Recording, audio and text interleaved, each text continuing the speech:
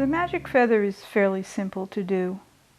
It never really comes out the same twice. I very often do these little patches. So as you can see, you know, depending on how you draw it or stitch it, it can look different on each background. I've got one here that's got like maybe a few of them. You can see it in various stages. So the first thing you want to do, especially if you want to practice, I mean, you can stitch these directly on something, but what I usually do is just get my base fabric and I put an extra piece on the back for stabilizing, because I'm going to be using what I call a wrap stitch, and if you have a thick enough fabric that has lots of body, then you don't really need the backing, but I find that it just makes embroidery a lot easier. And what I usually do is just do a crisscross of invisible baste, which is just the tiniest stitch you can on the front and a long stitch on the back. Now this stitch can leave little dimples, but depending on how careful you are or whether or not you match your thread, it can literally disappear. So that's up to you. I don't mind the little dots sometimes. But you're really just doing this to attach the two layers so they don't shift. If you're using silk or something like that, you might want to do just a little bit more than this. You might want to go across or even both ways if the fabric is really shifty. And the next thing you want to do is draw your feather. I use a Pitt pen.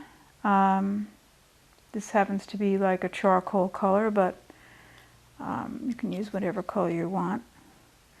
And basically, there are many ways to do this, but I usually just start by doing an easy curve like that. And then I just kind of make one side and then the other side. Now usually feathers have different width sides. I mean, it's up to you. You can also do a straight line if you want, but this is one of my favorite positions.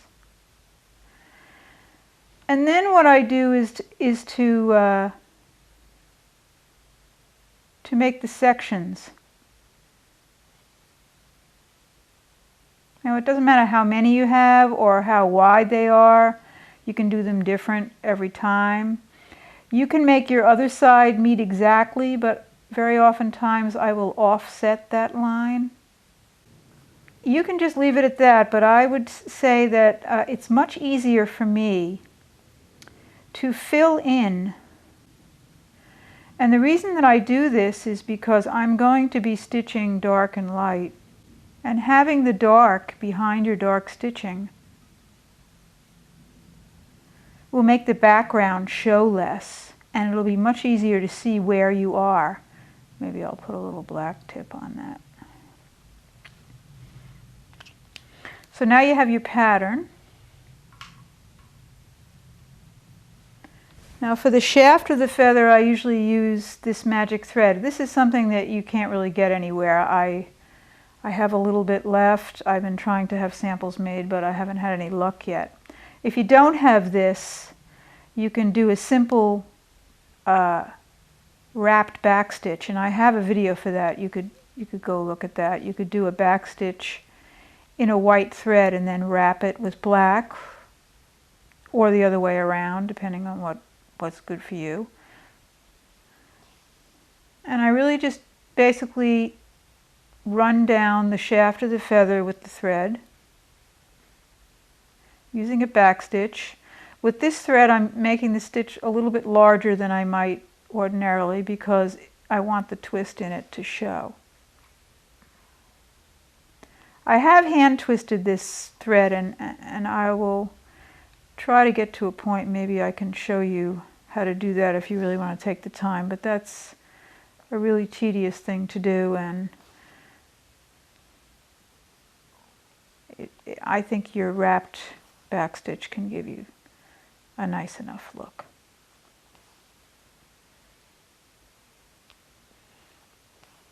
Now I use a long-eyed embroidery needle. I get one of those DMC packs that has the various sizes.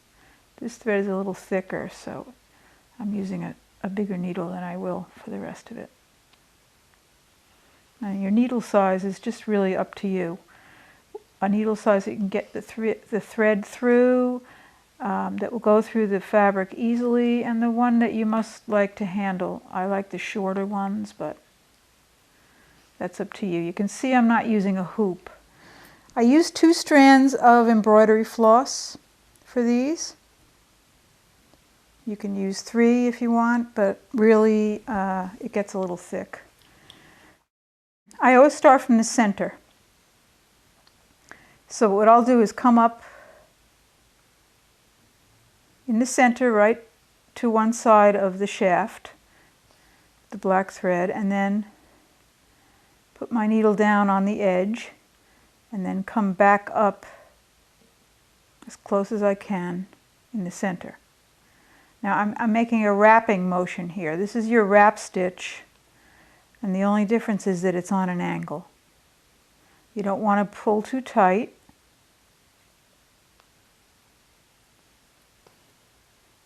And you want to smash it down to spread out those 2 strands. Try to keep as close as you can until you finish the colored area. Now the handy part about this filling in process is you can really see where you are. Your objective here is to cover up the drawn in area. And then you can just, when you get to the last piece, you come back up, skip the spot where the white's going to go, and come back up in the center. I find it much easier to work from the center out. You can do it in either direction, but I find it easier to make this line even, because when you come up from the bottom, it's harder to be even, and the center shaft kind of hides that. Now you can work in a hoop using your stab method if you want. I find this to be more accurate. There's some kind of rhythm to it, and I have much more luck coming up with a neat area than with the stab method. But that's personal. You can try it. Now I usually do finish all of one color first. And on the back, I'll just run my needle through the little tunnel that made. Right, so, and then you're going to come back. You know, a lot of times this doesn't look great, but when you come back in and do your other color,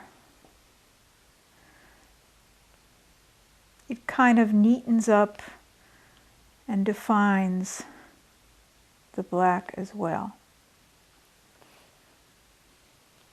Now this smashing business really gives you a nice solid look.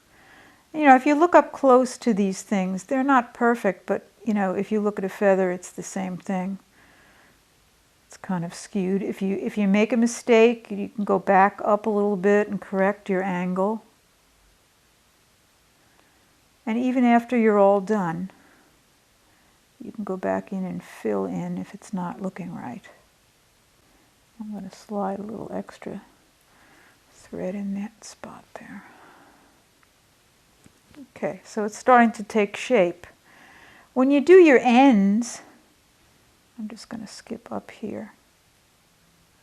I rarely cut my thread between areas. I just walk it to the next spot. When you do your end, you're going to get, you know, your stitches are going to get kind of small. So I'm working from the outside in here.